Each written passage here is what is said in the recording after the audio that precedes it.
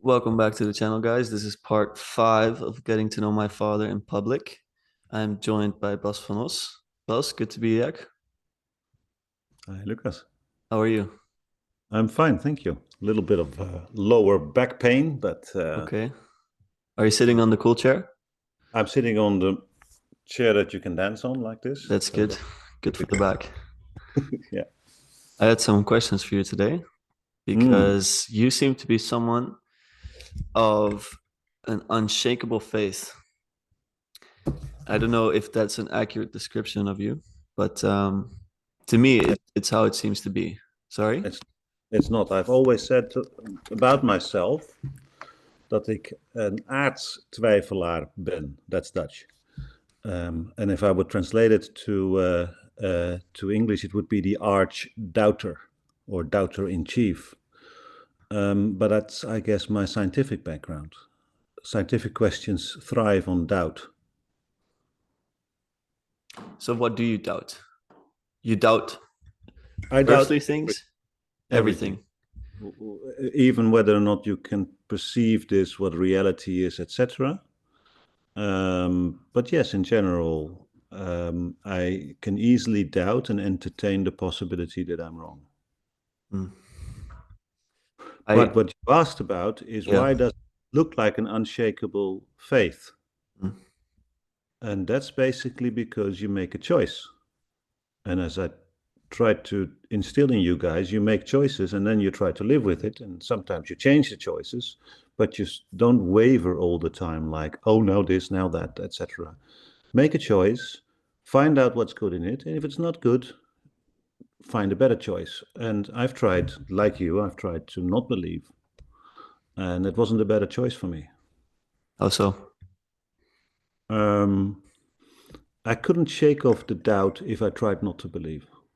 So doubting itself was part of me. It was not part of the choice. So trying to live as not believing is as difficult as living as believing. I was about 17 years old, and when I went to university and I wanted to know that whether what I believed was part of my upbringing, my social environment, or church, and I took a year to find out without these influences whether or not that would still be the case. And it has deepened my relationship with God tremendously without ever being certain whether or not I would be talking to an empty ceiling. I know I wrote a poem like the hand of about love and the grief you can have when that's not reciprocal, and then thinking of talking to God as to a ceiling, or thinking as God comforting you, but that's actually a thousand feathers. The hand of God is a thousand feathers, which is your cushion where you ply your head on. mm. So, or where you lay your head on, and the um, so the whole idea was always there that I'm easily doubting whatever I say. But now I guess we come to the word, what is faith? And faith is not for me whether that you believe in something that you can't prove. For some people, that's it. Huh? It's believing something you can't prove. For me, it's choosing to stand on something you are not certain of. Like for instance, when you have winter and the lake is frozen over, whether or not you dare to stand on the ice and cross the river to the other side or cross the lake, etc. That is an act of faith. That is standing on it, living your life, being in the world, acting as if it's true. And I thought that a lot of that came back when we started to listen to Jordan Peterson Yeah. about being in the world. And when he was talking about Christians, he was basically asking, are they living as if it's true?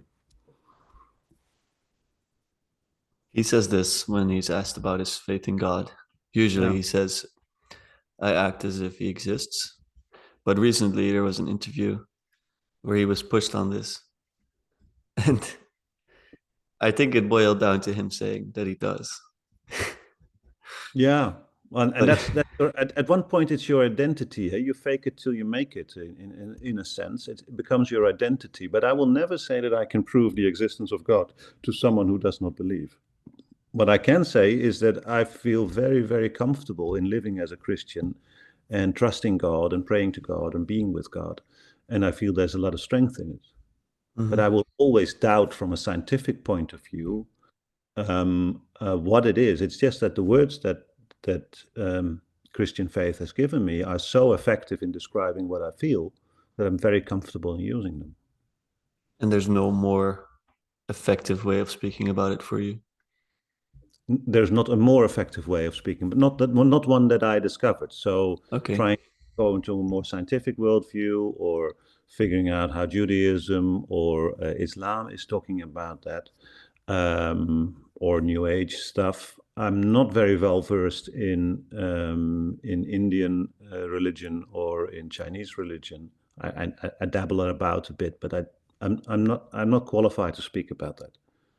What I'm qualified to speak about is that um, the way that I speak about it in a Christian or a biblical way is extremely effective for me, and that's what you experience as unshakable faith. Well, I see that you don't seem to question it actively, maybe not explicitly at least. That's what I've always seen in you.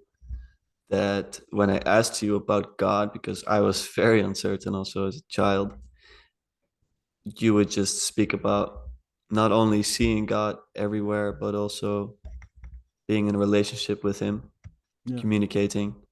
yeah, And I would find it difficult to be in a relationship with someone that never answers back. So that's why I perceived it as unshakable faith. And in a sense, the way you speak about it does seem to make it unshakable simply because you haven't found anything better. yeah, and it's not communicating with someone who doesn't answer. God answers all the time. Yeah. It is the way that I interpret what I experience as I interpret it as an answer. So how does he answer in your interpretation? Um, he always brings me back to this is the road. This is the road that you have to walk, or this is how you act, or this is what you do, and this is who you may be. Um, I've never been very good in understanding sort of what people think about when they talk about prophecy, like predictions of the future. I don't have that at all. I have more like, how should I react on this? What is the good course to walk in this situation? And I think uh, that is pretty strong, and that is something that perhaps um, is a little bit like Vervaeke's embodying the sage. If God lives in you, or if Jesus lives in you, then the communication is constant. So you internalize Christ. Yeah, that's what you do. Yeah. And that's what he says you're doing. He says, I'm going to live in you. I'm Mm-hmm. going to I'm going to make my home in you. And the more that you open up parts of your life to him, the more that he is present in every part of who you are.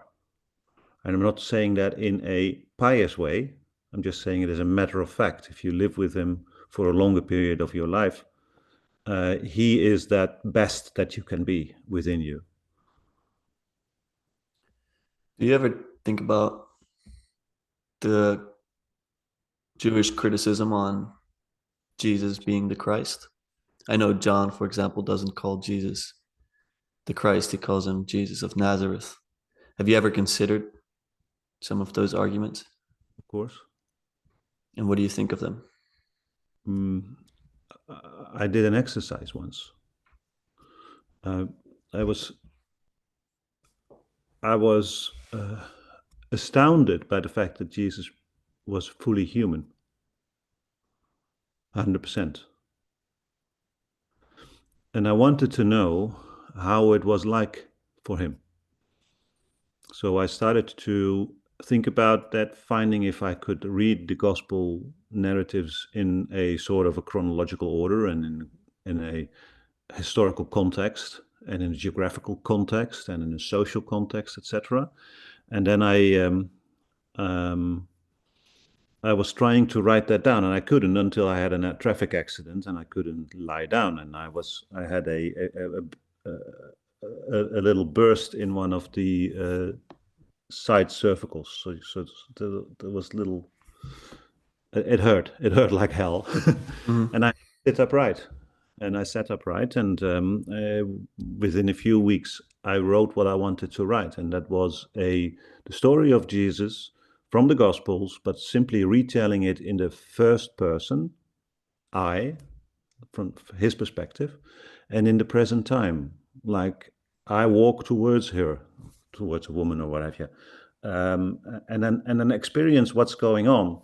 And when I wrote that very much with an understanding as how it came to be that so many people denounced him and said, "You're not the Messiah," and how logical that was, how perfectly natural it is for most of the Jews in his time to say he's not the Messiah. So you really deeply understand it. Um, I've done an exercise to put myself in that period of time and see the conflicts. Yeah. And I guess, yeah, it makes a lot of sense not to see him as the Messiah. So how come you do? Ah, um, the reason you can't see Jesus as the Messiah is because of who you think God is. Now, Christians came to see God in a completely different light. I'm not saying God changed. I'm saying the way that we looked to concept of God in a completely different light. We started to say if Jesus calls God his Father, let's call Jesus his unique Son. And with unique Son, I don't mean exactly one son. Isaac is called Abraham's unique son, monogenes. But Abraham had more sons than just Isaac. Okay, so, but what does it mean to be the unique son? And that means that you're the son who looks like the father and who will take over the father's business.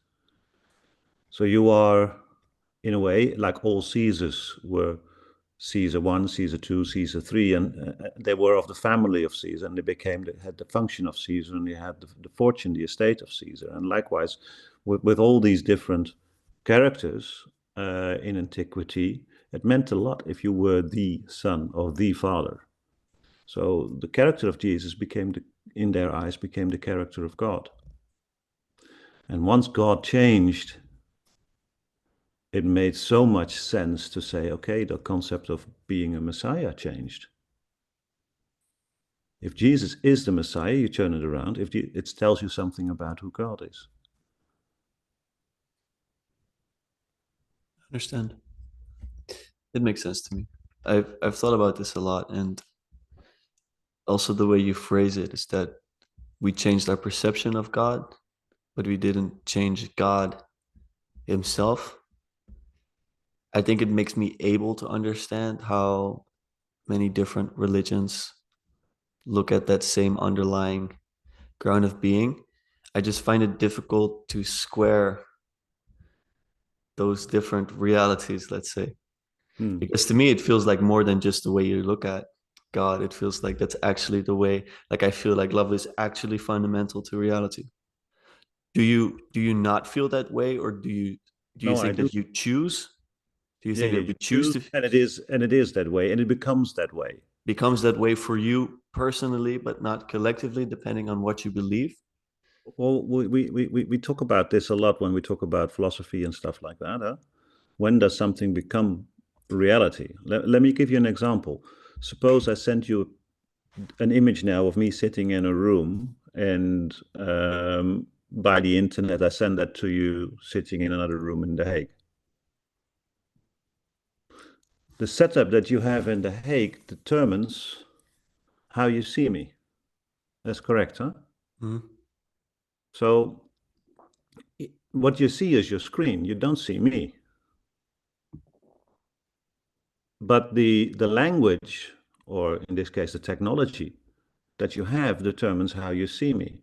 It could be that I was broadcasting something differently or intended to broadcast something differently, and you only catch the sounds of what I'm saying. or you don't have the same color setting and it looks quite different, or you don't have the same graphic chip, etc. And so there's a lot of ways in which what you receive and what you see can be different. Is that correct? Yes. So to me, that's something akin to, it's a bit of a flat example, but anyway, it's something. God reveals himself, yes. I see The what you're divine saying. reveals herself, itself. I don't care what you want to do that. Mm-hmm. But you need a language in order to appropriate it. You need something from this world to understand in what kind of language you're talking about God, how you experience God. And that opens up, that technology opens up whether you only see sound or also image, Mm-hmm. or perhaps even smell. Mm-hmm. So first of all, you are restricted in the faculties that you have, and then the technology restricts you further. So who am I and what is the language I'm using is what I can experience from God. And what I'm saying is that there was something of a revolution in the way that people use language to describe who God is in the life of Jesus. Yeah. That makes sense. I can hear it. I I still you are still in this room. We're still seeing different images. Does that mean that the image that you now perceive is of a, let's say, higher quality or a higher accuracy? I'm just trying to see if this is not looking at it through rose-colored glasses. I'm trying to understand it right. I don't think it's the case because you know how I think about God. I actually believe that the underlying thing is. I think it's rose-colored glasses. So Why, are we? do I think it's rose-colored glasses? Well, human beings have evolved to ascribe agency to what they perceive around them. It's a safe way. Huh? Yeah. Evolution says something like, as one of it's one of the evolutionary explanations for religion is that humans are better off. They survive. They have a higher rate of survival if they ascribe agency. Suppose you hear a sound and you say, well, that's a rock falling somewhere. There's no agency involved. You don't do anything, but it might be a lion who is hunting you. Better be to ascribe agency, and then you say, well, I need to check this out, whether or not there's agency. Well, as soon as you live with God, you're going to check it out. You're going to find out, you're going to be more attuned to agency, whether or not God is actually revealing himself to you. And that may be rose-colored glasses. At the same time, it is very much a stained mirror. You only see this little bit of who God is. So Uh-huh. it's two ways. I see. Okay. I'm satisfied with your answers. I'll keep pondering it. What do you think of non-theism? What? Non Non-theism? non-theism, and I'll briefly explain for the people That, that I may think that's not the be, Vervaeke term that you want to yeah, use now. may not be familiar. So Vervaeke describes atheism and classical theism as two sides of a similar coin, where atheists basically reject the idea of a supreme being, and classical theists accept the idea of a supreme being ruling the universe. Yeah. And non-theists basically say there's no being at all. God is the ground of being. Now, he also seems to describe someone like Jonathan Pageau to be a bit of a non-theist, even though he's an Orthodox Christian. So he would probably describe himself as a theist. So it's a bit of a technical thing. But I was wondering what you think of, first of all, the definition of the term. Do you view God in this way as well? And second of all, what do you think of the term itself? Do you think it's useful? What do you think about it? The John Vervaeke is not a theologian.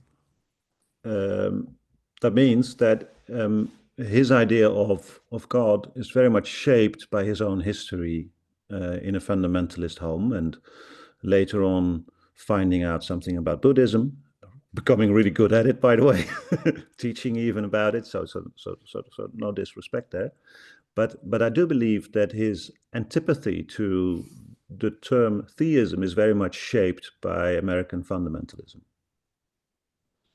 So what he would call non-theism is probably very much overlapping what Jonathan Pageau sees about himself, and he would never call himself a non-theist. I would never call myself a non-theist. if theism would be that you have a very described image of who God is and that you worship that image, then of course John would be right and non-theism would be the better descriptor. However, it is already in the Ten Commandments that you should not make that image of God and that you should not bow down to that image. So I think it's the core of the biblical revelation of who God is, that you do not make an idol. And I think the theism that John refers to is very much an idol. It's a very described way of looking at God. And some people make that idol. Let's be clear. A lot of Christians make an idol of God because they think that the words that they use for God are the same as the reality of God. Whereas I hope, at least in our household, you've been told that there's a difference between the words that we are using, which are human, and the reality that we cannot describe. And I think that's something also that you contributed very much in our previous conversation. So yeah, I would never call myself a non-theist, but remember, we did study the Gnostics, and some of the names for God are like non-being. I mean, if you're able to make those kinds of names for God, and if that's already in the early tradition, then you can understand how much more colorful that is than 20th century American fundamentalism. I see that.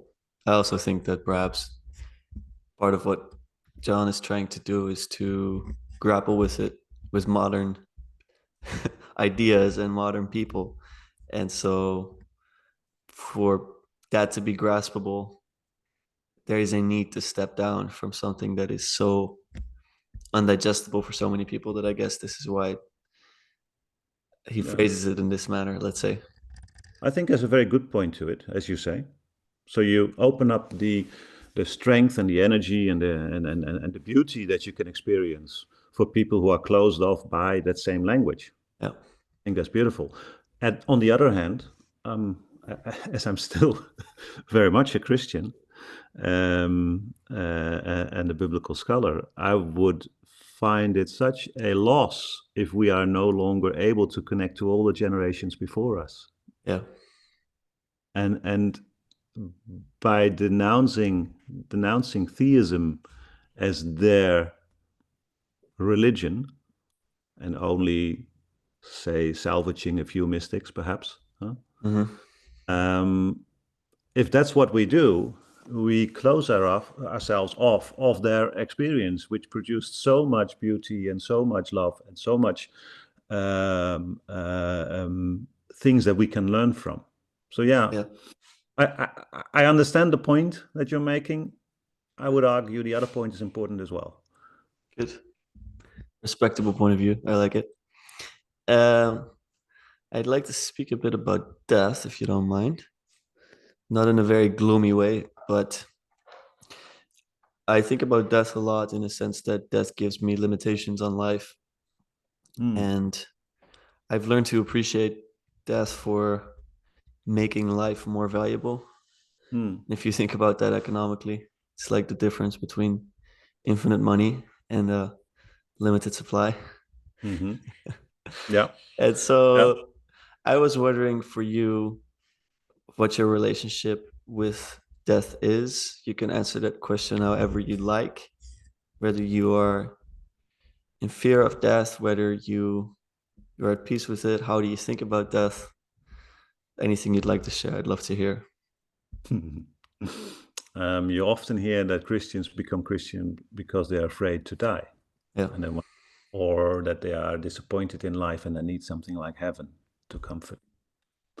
As a young child, I was not at all in favor of the old-fashioned idea of heaven. I didn't think it was nice to live on forever. I thought it was tedious, boring, and in a way threatening because it would be inescapable to live for. It went in almost the same way when I would think about infinity, like that the universe always has something beyond it, that it's not it doesn't have a clear boundary. I know we talk in very mystical terms about the universe, like being a whole in itself and expanding universe and contracting universes, etc. But as a child, I was thinking of the universe as something that was unending, and it scared me, and I didn't like that, and I didn't like the idea of living forever. So I had a good incentive not to believe in an afterlife. The only point is that Jesus rose from the dead. Or in my mother's words, she was in Canada for a long time. They were immigrants in Canada. I came home when her oldest brother had died. And then her mother said, but his eyes lit up when he died, as if he was seeing something beautiful. And she kept looking for him and couldn't find him until one night she saw him in a dream playing the organ. He was playing Bach. He loved Bach, so he was playing beautiful organ music. I mean, it's clearly very contextualized for a European. But anyway, so that was what he was doing. And then he said to her, "No, now that you found me, you can sleep, but don't tell mom and dad because they'll want to come earlier than they should." Okay, so what does this all tell me? It tells me that I found peace in allowing the afterlife to be the afterlife, whatever it is. I don't have any claims to it. That's it. That's it. I don't need an afterlife. I was happy though when I read Augustine. How so? As I was grappling with this idea, I thought that, well, to be truly eternal, there couldn't be time. Time should be something that was of this created universe. I think I was 13, 15 years old or something, that area. I was grappling with these things, and I thought, well, time is the problem. And then when I was 17 or 18, I don't know, I read Augustine's Confessions, and I finally found someone who said the same thing, that in God's presence there would not be time, which immediately solved the problem of boringness of a heaven. And of course opened up the whole Neoplatonic stuff, etc. So it's all there already. It's not I'm not unique. Lots of kids have these thoughts, and I was one of them. And guess what? In antiquity, we already have these examples, people who thought about it, and Einstein came to the same conclusion. He says space and time are created in this universe, part of this universe. So yeah, that also makes the whole thinking about an afterlife, if it's eternal, rather superfluous. Because it's an experience of moving over to the other realm, and whatever it is, it is what it is. But it doesn't have to be. It probably is not time-based at all. So I don't have to be afraid of heaven. I used to be afraid of heaven. I'm no longer afraid of heaven. You don't fear that there's no experience for you after death? I don't fear that. I don't long for it. It's fine with me. I've read up enough of people who had like near-death experiences.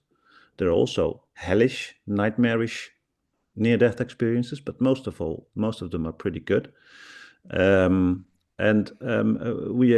We associate them with things that happen in the brain or what have you. I don't care about all that. I just know that if I can live within that faith, within that trust, I don't have to be afraid of dying. It's going to be fine. It's a bit like when you went to your ayahuasca experience, that we very much wanted you to be in harmony before you would go there. What do you mean by that? So that whatever would happen, these experiences, if they would be in love and harmony, you would get a experience of what is good rather than what is bad. And that's how you came back. You said, I'm no longer afraid of death. I know that there is consciousness beyond my own consciousness. I know there is love. I know that is the fundament of reality. Well, you can't prove it. I'd love for you to prove it, but it's That's beyond our faith. grasp to prove it. But the Yeah. fact that you may trust it now, that changes your outlook. No, absolutely. I'm more sure of that than, like you say, you're a super doubter, or what was the term you used? Arch. Arch doubter. I have that with a lot of things, but not with that. What I have been thinking about though is I was wondering whether that would be the same for everyone else. I was wondering if there is such a thing as that hellish experience. If people end up there, but then I'm also speaking of temporal terms, so I'm already shooting myself in the foot. So I think Yeah. thinking about these things almost defeats the purpose. But what I do think is that if you're in a good state of mind, that somehow, I don't know exactly how it works, but I think it holds true that that does help you because your It could be experience. that the transition is not beyond space and time. Yeah, So people who experience a near-death experience are in the process of transitioning to death, but come back. So the transitioning process can be hellish. especially if you like your ego. Perhaps it's a guess. I don't know. Can't prove it. I haven't done no research. I've read some research, but it's very difficult to do.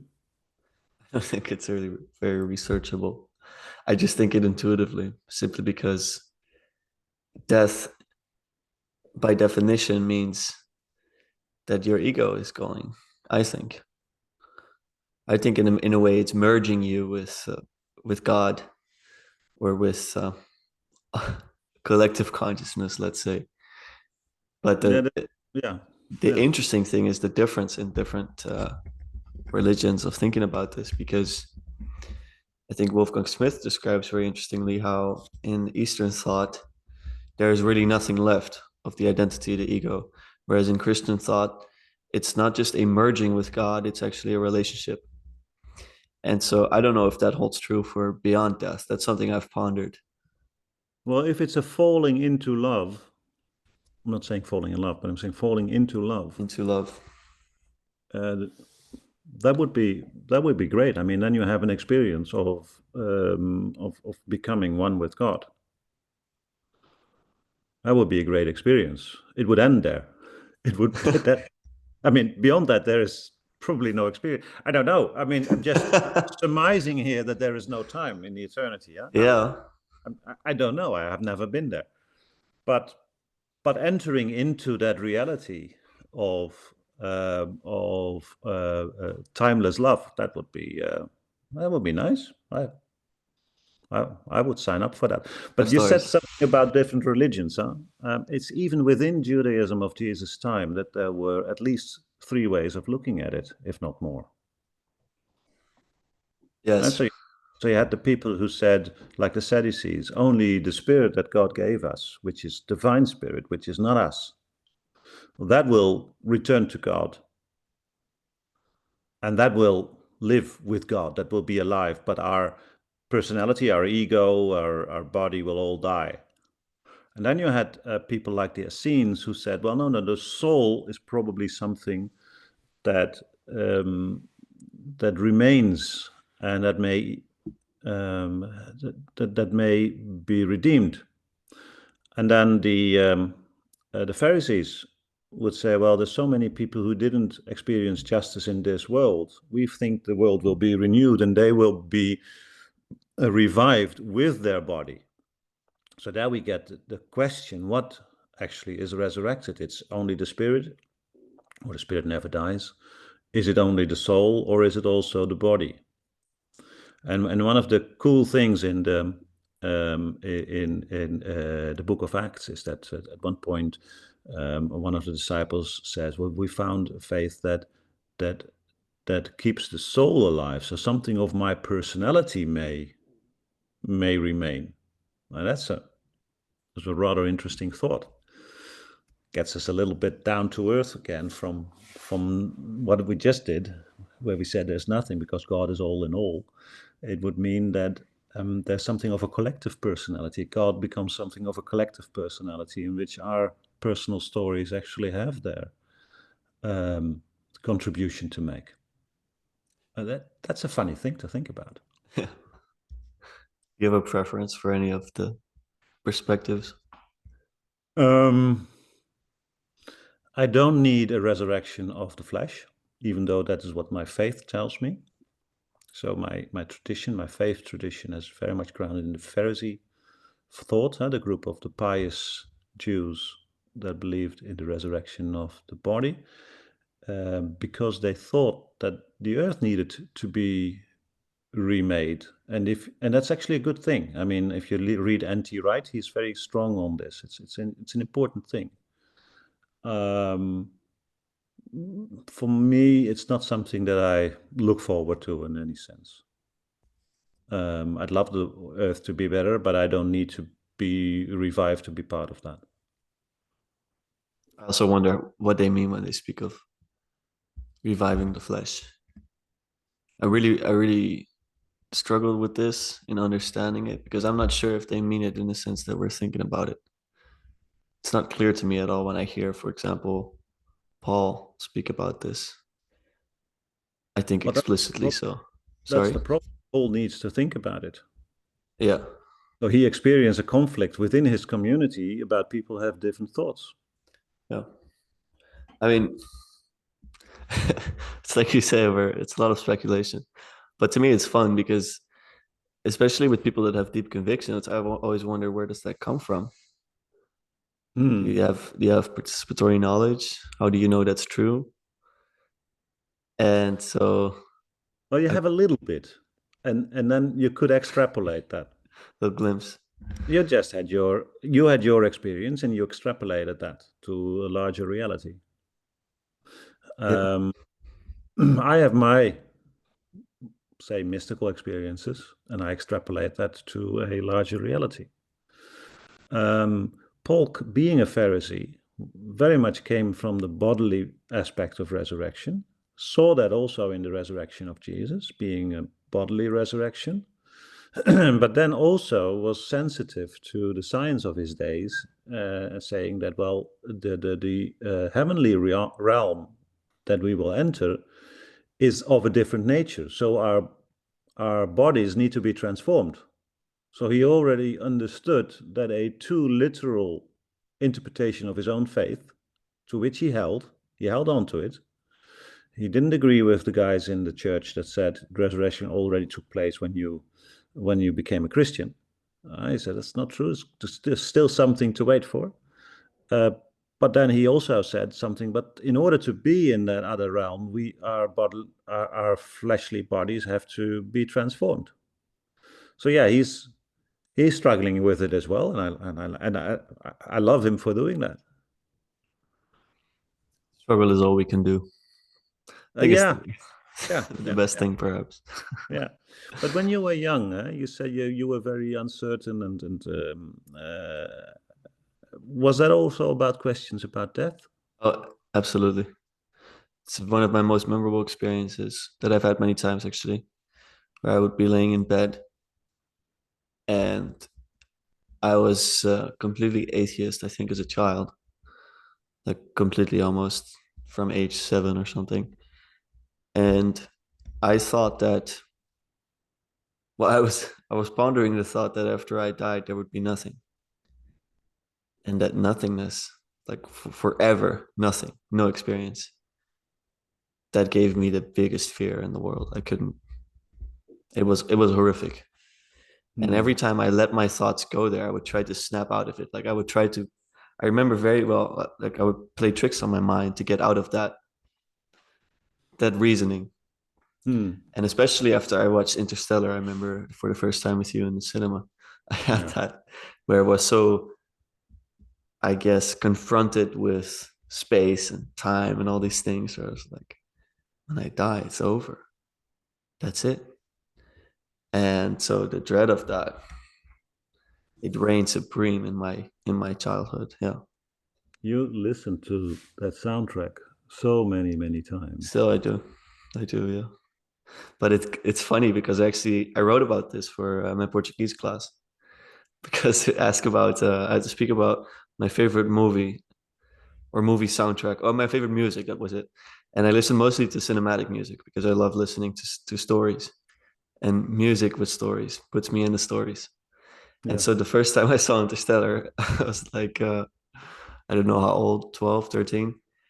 And I was just confused by it, overwhelmed by it.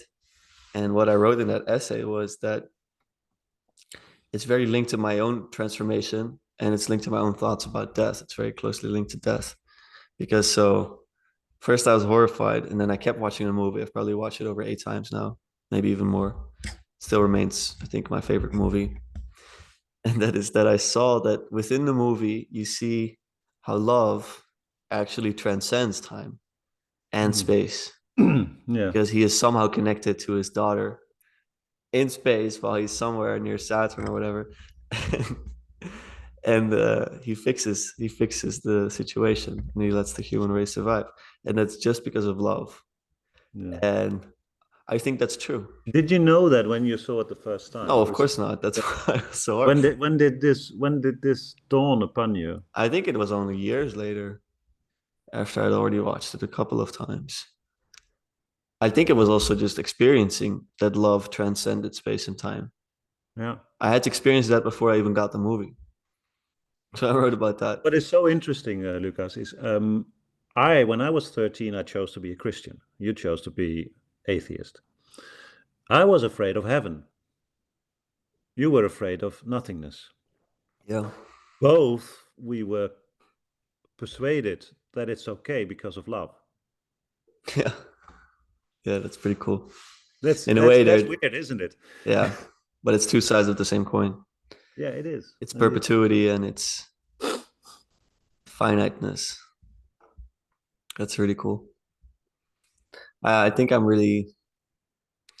actually came to peace with death uh, to finish the story a little afterwards when I was like 15, because that's the first times I started to experience pain, like really pain.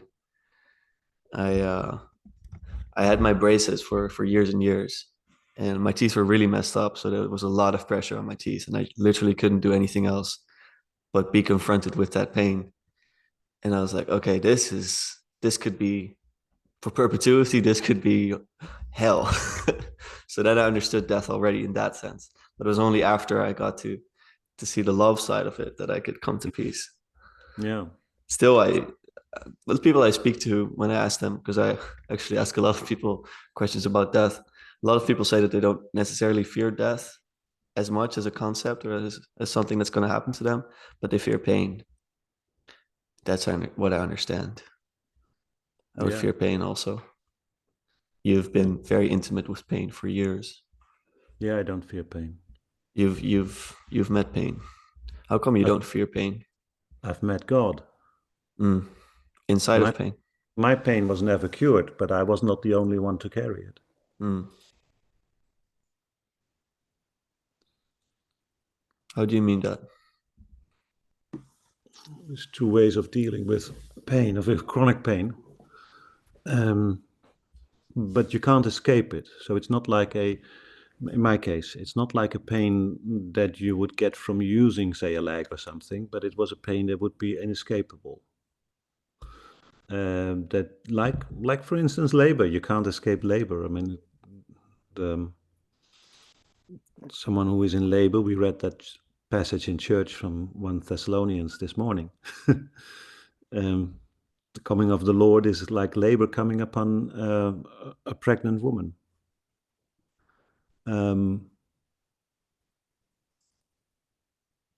it says something like, but when the child is born, that's a different text, but there's a different text about it. She forgets about the pain. Well, not really, but a lot of it. She forgets a lot of it because of the life that she is holding in her arms. And that's a, I'm a bit emotional about this, but I think I've been comforted much in my pain. Mm. And perhaps the comfort that I remember even better than the pain. Yeah. Do you think you were closest to God in pain? No, not necessarily. You can also be very close to God because you know that I think a little bit about body, soul, and spirit.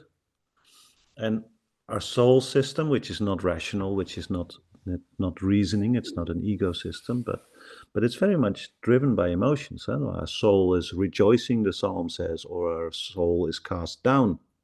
It's roaring like a lion, or it's singing songs. So it can be both jubilant and in pain. And I think, and it can be comforted, but it won't be comforted easy. It's like when you look at Psalm 131, it's like a little child at the breast of, on the lap of its mother. And I remember how I cried on my mother's lap. I mean, it wouldn't stop immediately. I would go quiet and I'll come back a little bit, and then sort of like it would take time for it to become smaller and smaller. But the comfort of being on your mother's lap, being on God's lap, so to speak, is something that you remember for the rest of your life. Yeah. Yeah, I recognize that. But it's also the comfort of, also the joy of exploring that as a little child that you will remember for the rest of your life, or some of other first experience, perhaps falling in love for the first time, that you may experience for the rest of your life, holding your first child in your arms. Those experiences are very much the experiences that I associate with because I was always someone doing this together with God, so I very much associate them with God as well. Is there anything you absolutely want to experience before you die?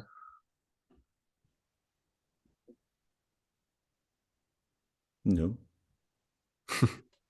No, I could die now. It's fine. I could die years from now. I did say when I was younger that my goal in life, when thinking about it, I had a very nice grandpa. And I was thinking it would be nice to become a mild grandfather. So that's perhaps something, because I said that at the time, that would be fun to experience. Okay. No pressure, no pressure, no pressure. If it's done today or tomorrow, that's fine as well. That's I don't need to have that experience before I die. Mm-hmm. That's a want, not a need. No. I see. So you are ready. You're ready to die now. It's a big word to say, yeah, but Not why that not? you want to, but Well, but I was ready to die quite early in life. yeah.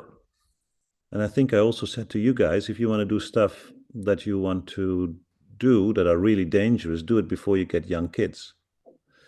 When you get kids, you can't die anymore. So that's a reason not to die.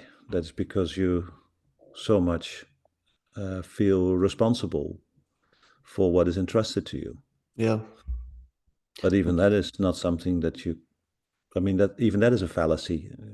You have no control about the experiences that you had, or that your sister had, or what have you. Yeah. No, I understand. I definitely felt really okay with dying for very long until I met my partner. And I was Yeah, like, and I even felt that I would die early for some reason. I really had this. remember that. Yeah, I don't. You remember this? You were very, very strict about that. You would die early. Well, that was even before because so when I was really young, like 15, 16, and I was still like atheist and all these things, I didn't have a lot of meaning in my life. What I did think was meaningful was dying. So I was like, let me just go into the army and go into the front line. That was just what I was going to do. So I even did the test and everything, and I went to the military base, and I Well, passed the not to test. brag about it, not to brag about it, but you went to the test without changing anything about your routine, and it was the toughest test there was for the Marines, and you had no problem of qualifying whatsoever. You were extremely ready to do that, except for getting out of bed early in the morning. You said that's the reason why you It's didn't one of the do it. reasons. Well, it was just because it wasn't like very good for longevity. I felt to sleep for 3 or 4 hours sometimes and to be screamed at the whole time. Are you telling me you want to die early, but it's not good for longevity that you would sleep 3 hours? I mean, you shouldn't argue with myself from the past. There wasn't a lot of reason there. Still Yeah. not a lot, just a glimpse. No, but But it's but you're absolutely right. At that point in time, you thought that dying early would actually be good, and I think still people who say they're afraid of being in pain when they grow old, it's very much what we fear to become. Um, and now that you are in love, you have hopes and dreams for things that you want to do together. yeah, So you have a purpose to not to die, and I think that's exactly what Paul says. He says, "I'm fine going away." And it's in Philippians that he says, but to stay here is I'll use my words for it, not his words. Is more fun because of you. yeah, He says it's more useful, but that's a bit patronizing. So it's more fun. Because of you. It would be fun to see your children grow up, to see a next generation grow up. Again, no pressure.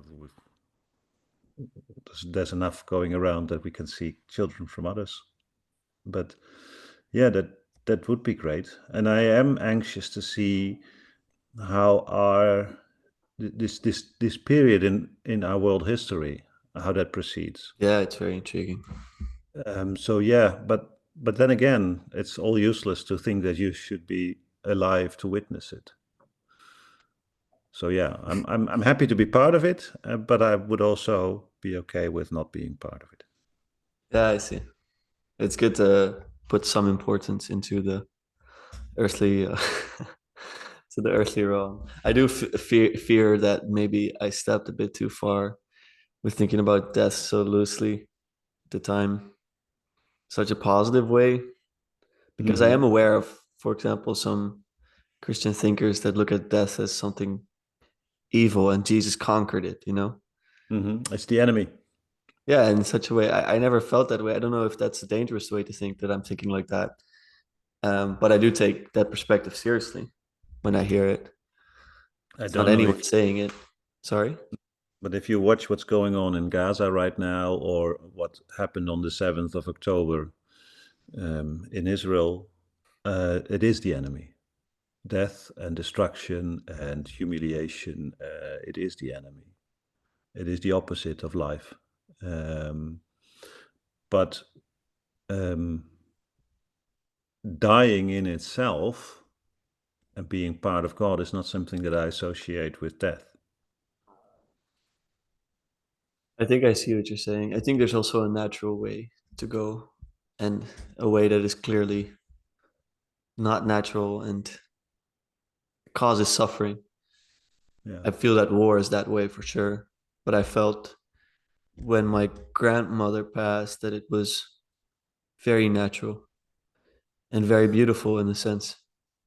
Yeah, although I cried like a river. You did cry a river, but I do you did. think there could have been a better scenario of that happening almost? I can barely foresee it. No, even crying like a river felt really, really, really good. Yeah.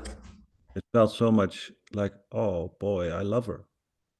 Yeah, and that you cry so much for someone shows that you care. That's so beautiful. Yeah. Yeah, I feel the same way.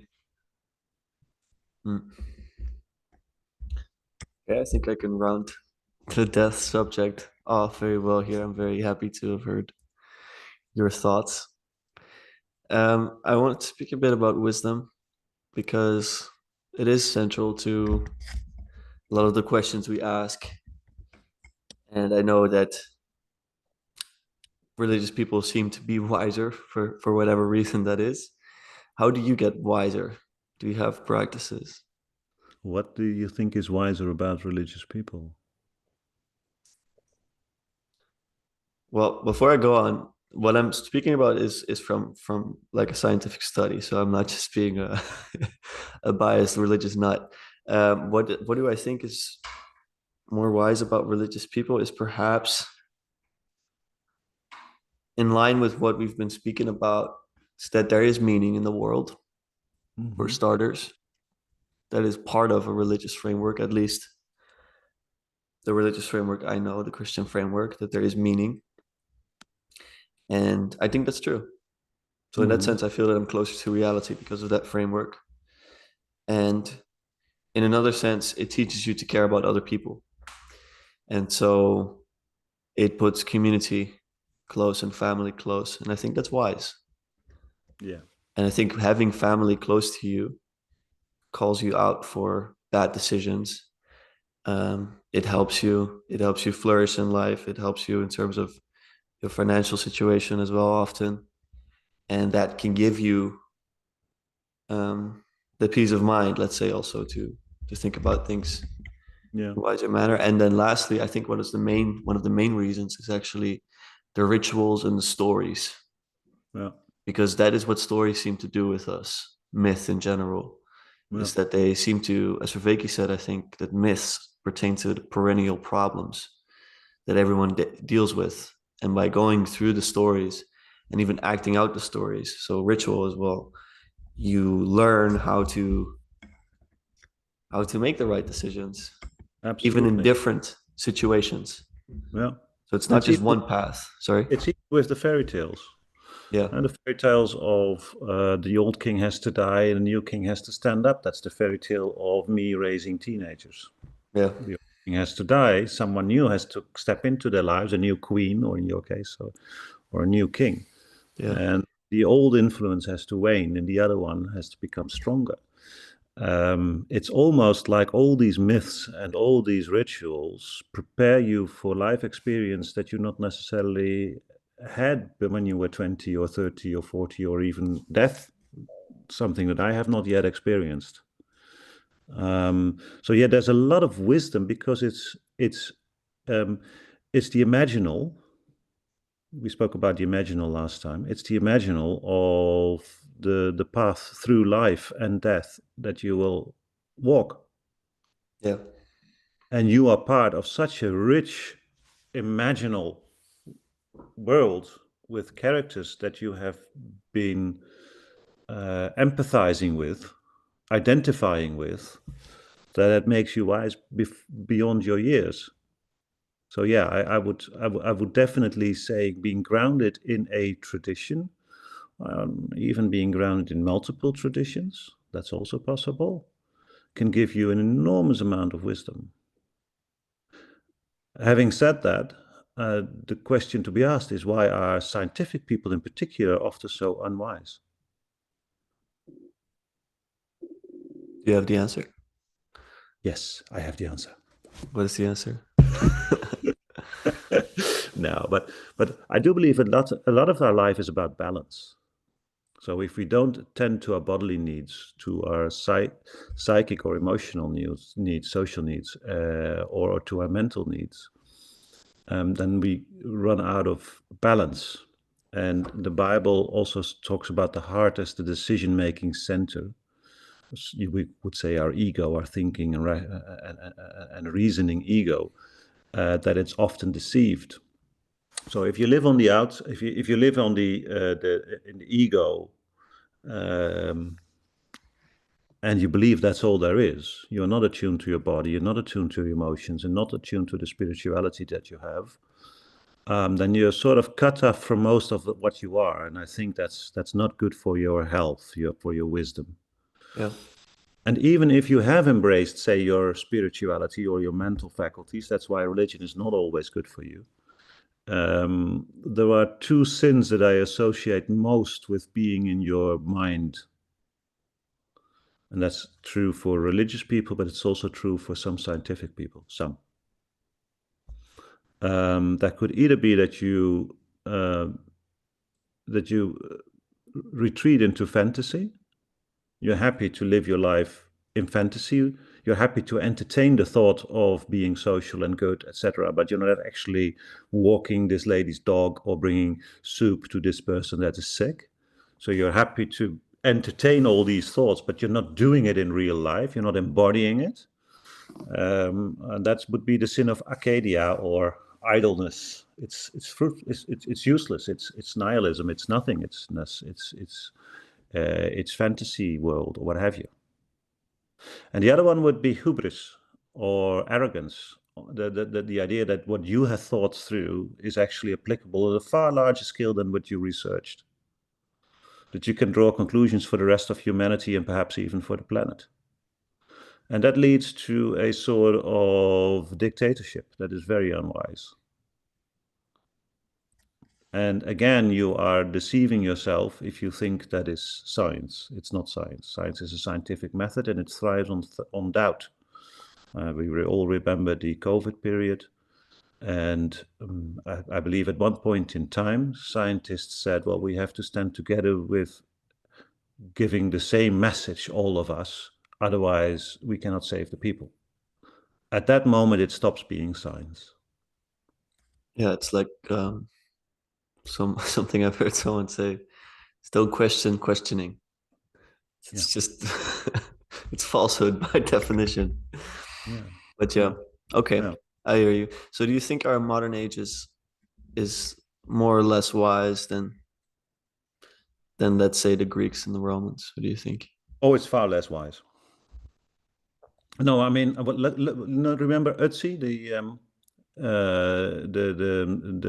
corpse found in the glaciers on the border between Italy and Austria. Yeah. They've analyzed almost everything about him. Recently, even the color of his skin. And they found out that the clothes he was wearing were absolutely fit for purpose there, and only if you have a lot of money today you can buy alpine clothes that are of the same quality. He had antibiotics on him, etc. And this is all 5,000 years ago. Huh? That's long. So people had the opportunity to observe life over the course of generations. So they could be wise because society was reasonably stable. You could learn from the stories of old. Now society is in a far faster development. We have experiences that we did not have. I've had experiences that my father and mother did not have, your grandparents. It doesn't seem that the young people from today can learn everything that they want to learn from the stories of people before them because they have so many new challenges. They have to find out so many new things. And wisdom, especially in Latin, means something of to have tasted it already. You've either tasted it because of your own experience or because of participating in the stories and rituals of those that went before you. If you live in a day and age that you feel that the previous generations have no answers for the challenges you face in life, you may be right, by the way, because of technological advancement and the way that we have expanded over the planet. So young people might be right, but I think they extrapolate that in a lot of areas of life, they also think they do not have to turn to their parents, but would rather turn to their peers only. And then we talk about how do you develop relationships, how do you build a business, how do you study, etc. A lot of stuff that you would have experienced, say, over the centuries in a far more stable environment. So yes, I believe that as a result of that, it would be weird if people today would be as wise as people say 3,000 years ago. It's a good answer. I like it. I wonder, thinking about these questions, whether tradition is therefore less important because we have less utility in that sense of it, or if it's actually more important because you have nothing to ground yourself in. Like you're going for these challenges with empty hands and empty minds. So in a sense, you're more adaptable, but also you might be much more prone to hubris and Yeah. foolishness. Yeah. So what do you think? Do you think tradition right now is more important or less? Well, the better answer is your answer because you are living this as a young person in this time. My answer. Yeah, because you see, already in my generation, many people said no to tradition. because of the sexual revolution, the Cold War, those changes. And I don't think they've necessarily fared better than those of us who still held to tradition. But if you hold too firmly to tradition, you're not able to meet the new challenges of your age.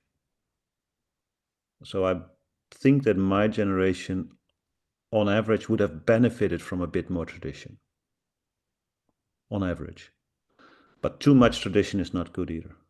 Mm-hmm. You need to renew because there are these developments that we talked about. I can't answer for your generation, so I would love to hear how you experience that.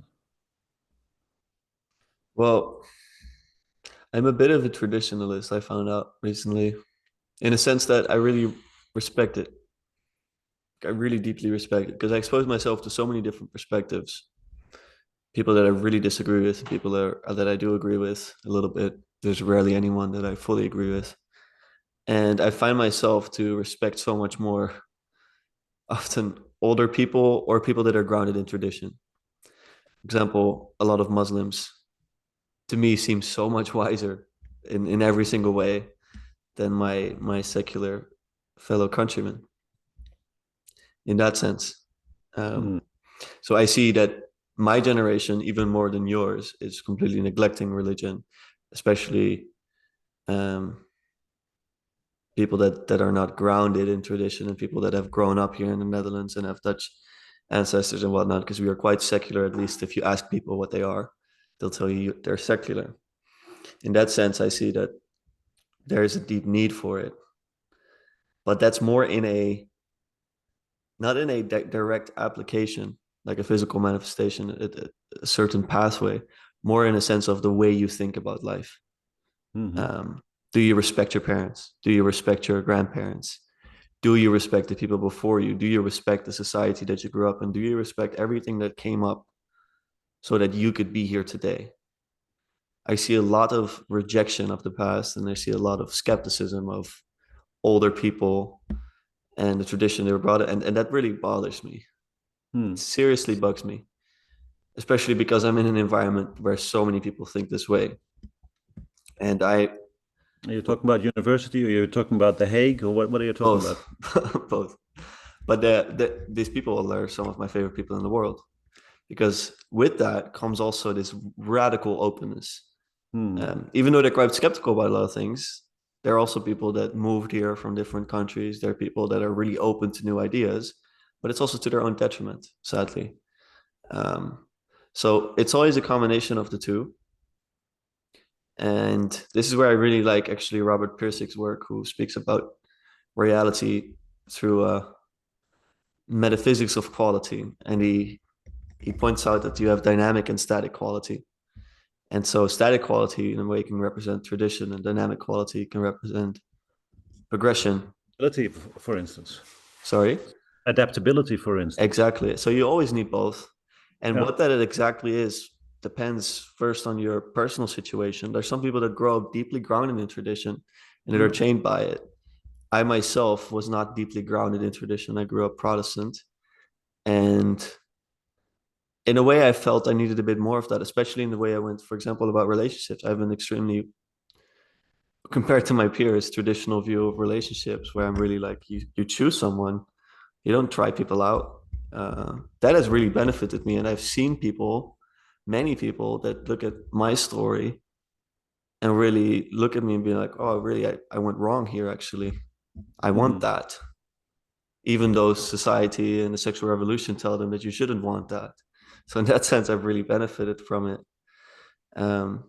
But yeah, so to boil down the answer before going on too long, it's always a bit of both. And what that is exactly, that's something you discover in experience, I guess.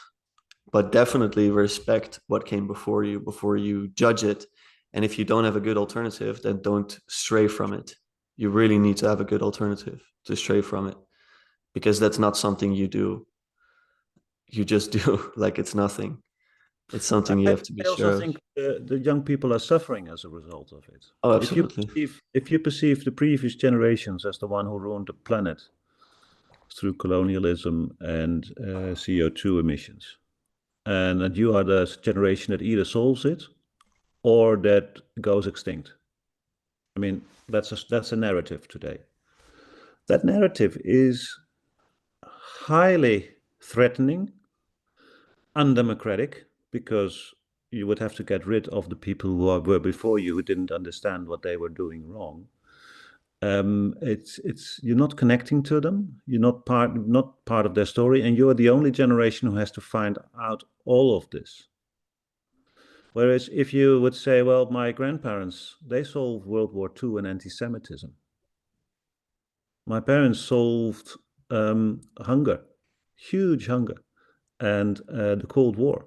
And we're going to solve sustainable living. That means that I can go to my grandparents and said, well, what happened that you overcame World War II? Or you can go to your parents and say, well, what happened that the economy grew and that we were able to feed so many people and these huge famines ended? That sort of gives you hope that you are able to solve the problems of this age. Yeah. So it's a different narrative. And I think that narrative would sort of connect the generations and make them far more powerful to solve problems of this day than the current way that it's done, like almost an opposition between generations. Mm-hmm. I completely agree. I feel that the underlying spirit of whatever ideology you're operating in or whatever tradition you're operating in cannot be resentment. And so, whether it is a tradition or a new ideology, that's what you should be looking at. So, I'm looking for something that not only binds people together, but also solves issues. Yes. And that seems to be a combination of traditional values, but also the ability to adapt Every to generation needed to adapt. So yeah. even though we passed on the tradition, every generation needed to adapt as well. And it's often not something that you perceive coming later. So you Mm-hmm. look back and you say, oh, that's the tradition. But no, no, no, no. Your parents adapted tremendously. Your grandparents adapted tremendously. Yeah. Yeah, they were also young at some point, Yeah, they believe it were. or not. And this is why I feel the same way about democracy, that you need to have two push and pull forces of saying, okay, let's conserve and let's progress. I mean, that needs to speak to each other, same way that we need to speak to older people. Older people need to speak to younger people. And so I want to regain that. I see that it's a mission on my part to get people speaking again, Hmm. especially people that differ from perspective. That's a longer mission, but it starts with me respectfully disagreeing with people a lot and having a fun dialogue about it. Like today, for example, I spoke to a friend of mine in the gym for quite a while, who is more Keynesian economically in his Mm-hmm. upbringing, and I completely disagree with that, like every bit about it. So we were Yeah, speaking. I think you have to summarize that a little bit for people watching. What Well, what does he believe about economics then? well, for example, that it's not a bad thing to create money out of thin air. Well, it's never out of thin air because, in my view, especially with how much this is happening now, modern economics is predicated on the idea that it's not a bad thing to create money and therefore, um, through inflation, steal it from people, working people. And that is so deeply baked into universities that people don't even question that assumption that inflation is a good thing, for example. Now, there's a whole new surge of people coming from people that like Bitcoin, for example, but also people that are studying much older economic theories from 18 and 1900s that say that inflation is a very bad thing, that money needs to be finite in supply.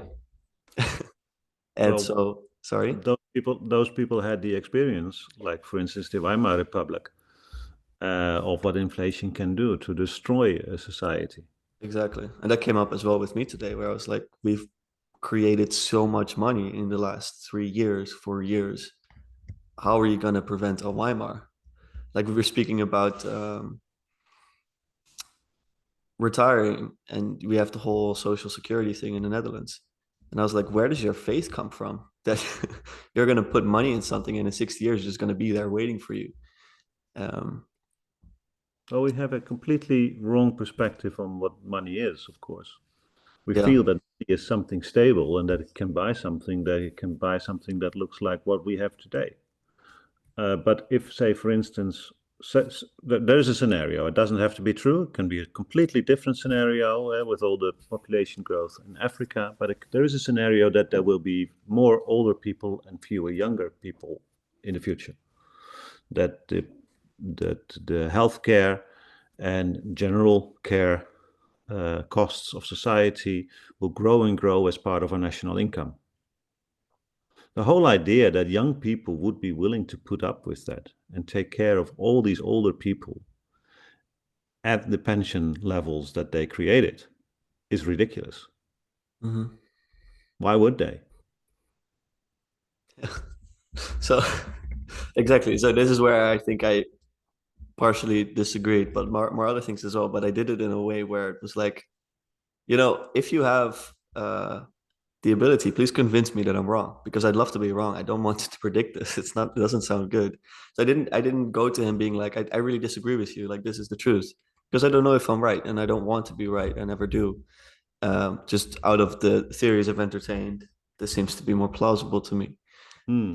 If you like this specifically, I did a whole episode about it with with Karen, which I'll link. But not to go into the specifics, that's just one example. But many times I feel that I am at odds with how younger people think about things. But I've also seen a massive shift. Um, I think I forget his name. Justin Berkeley, I think, is doing a show on new atheism. Justin And Breyer. sorry, that's it. And I think he brilliantly shows how people are shifting in their ideas also about God and about faith because they're no longer forced to sing the songs and forced to go to church and now they're being like, okay, wait, there's actually something missing. Hmm. And so I think now the tradition is disappearing and people are, 35 and single and, they're realizing that they're missing something. Now I think there's also much more openness to it. And what you do now is you don't ridicule, you don't say, see, you're wrong. I was right. You're lonely. No, you open out your arms and you lovingly try to lead the way, and then you ask them if they can help you with other things because maybe they're more adaptable.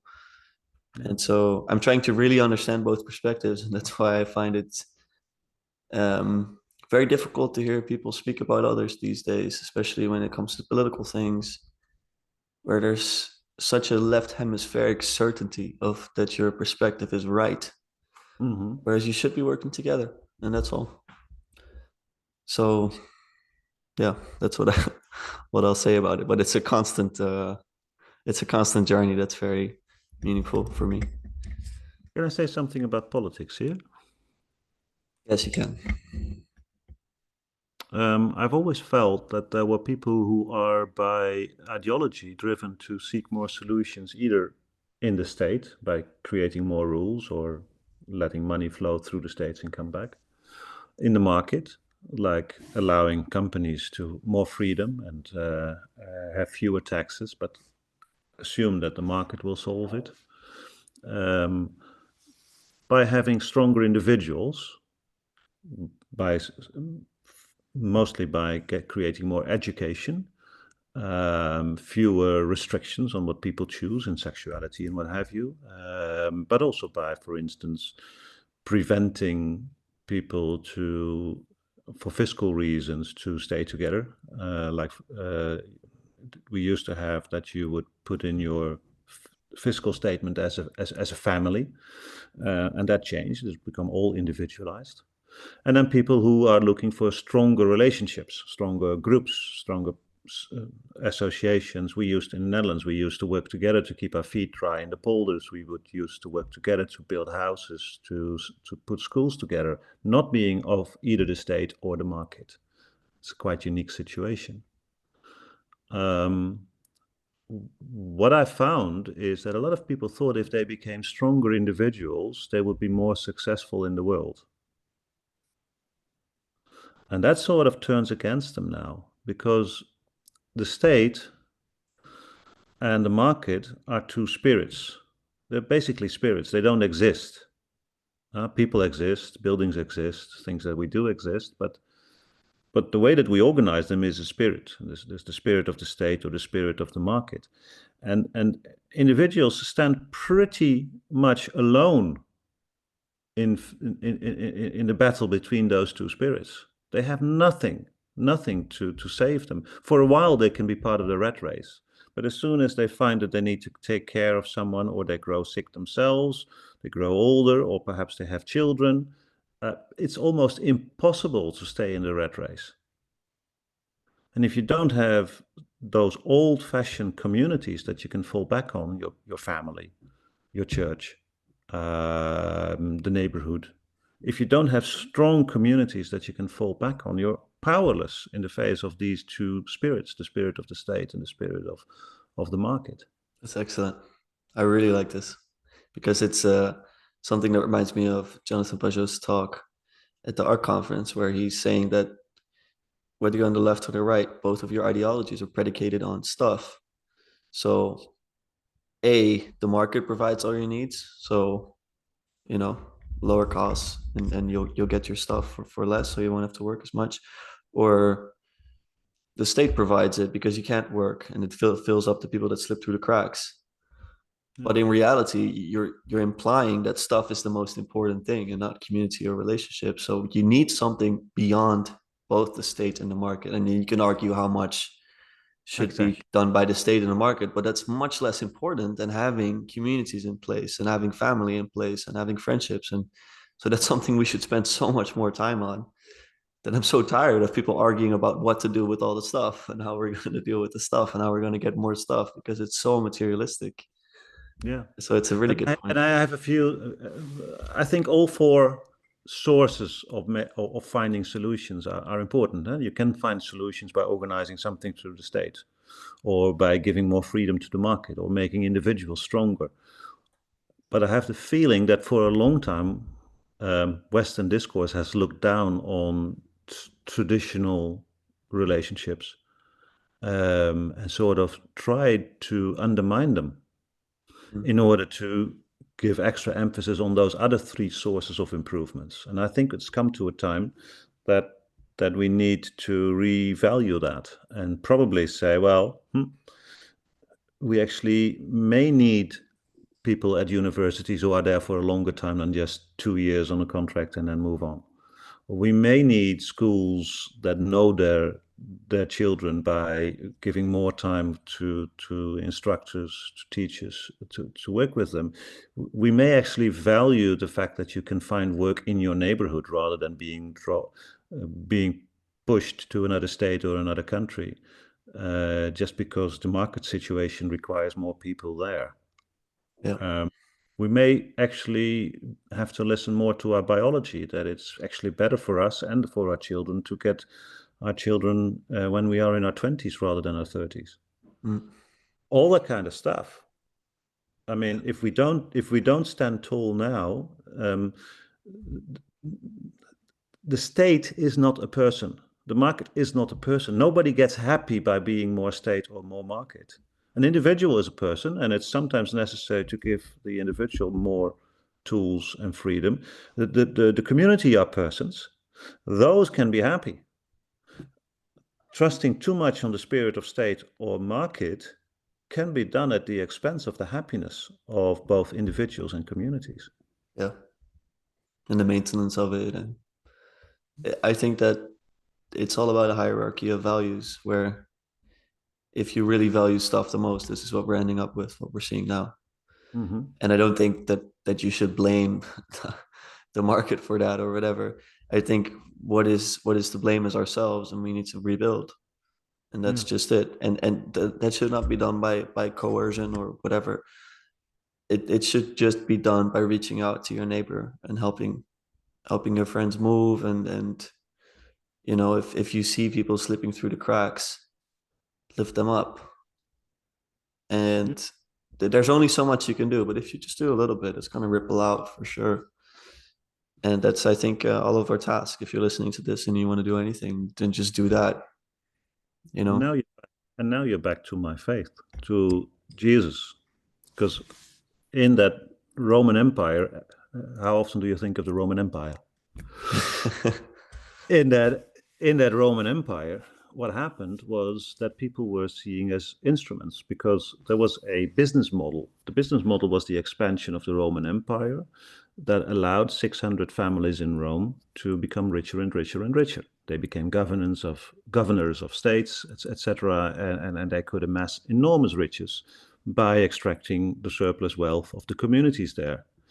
That sort of was farmed out to tax collectors, etc. And in the end, you had a lot of poor people who lived subsistence. You also had a middle class, wasn't too big, and then you had a few very, very, very rich families. What Jesus did is he saw the displacement of people and said, "You're brothers and sisters. You can create a family of your own. You can be brothers and sisters. You can create new families." And I see that also coming through some of the movies we're watching now on Netflix, etc., that they say, well, family doesn't have to be physical. One part of that is attacking the traditional family, but another part of it is actually quite good, which says, well, please do create those new relationships and create those places where you take care of each other for a long term. I think that's beautiful. And I think it's a beautiful place to end it. I think it's a good message. Applicable, most of all. You don't have to read 14 books. Whatever you want to do, just help each other and aim up. So thank you for your time today. It's been lovely speaking to you. Thanks, brother. As we used to do on the Sundays. Yeah, we used to do that. Yeah, it's good to And get now that. we do it online. I'll Okay. see you soon. I think Okay. next week, right? Take care. Yeah, see you. Bye-bye.